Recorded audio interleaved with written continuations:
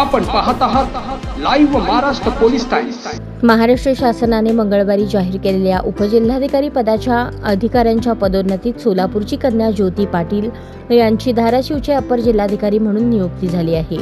महाराष्ट्र शासनाच्या महसूल व वने विभागामार्फत निवड सूची कार्य 2024-25 उपजिल्हाधिकारी निवड श्रेणी संवर्गात पात्र अधिकाऱ्यांना अपर जिल्हाधिकारीपदी संवर्गातील नियमित पदोन्नती कोट्यातील रिक्त पदावर पदोन्नती व पदस्थापना देण्याचे आदेश शासनाचे उपसचिव महेश वरुडकर यांनी मंगळवारी जाहीर केले। त्यामध्ये सोलापूरच्या आरडीसी मनीषा कुंभार, उपजिल्हाधिकारी अमृत नाटेकर, भूसंपादनचे प्रमोद गायकवाड यांची अकोल्याच्या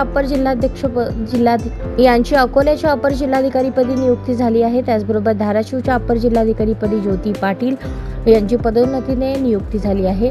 त्यामुळे मूळच्या सोलापूरच्या जिल्ह्यातील अक्कलकोट तालुक्यातील त्या रहिवासी आहेत। तलाठी पदापासून ते अपर जिल्हाधिकारी या पदापर्यंत जाण्याचा त्यांचा प्रवास थक्क करणार आहे। सोलापूर प्रांताधिकारी म्हणूनही त्यांनी यापूर्वी काम पाहिले आहे। तिथून कोरेगाव येथे त्यांची बदली झाली।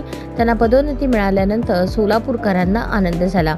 विशेष म्हणजे धाराशिवच्या आरडीसी शोभा जाधव याही सोलापूरच्याच कन्या आहेत।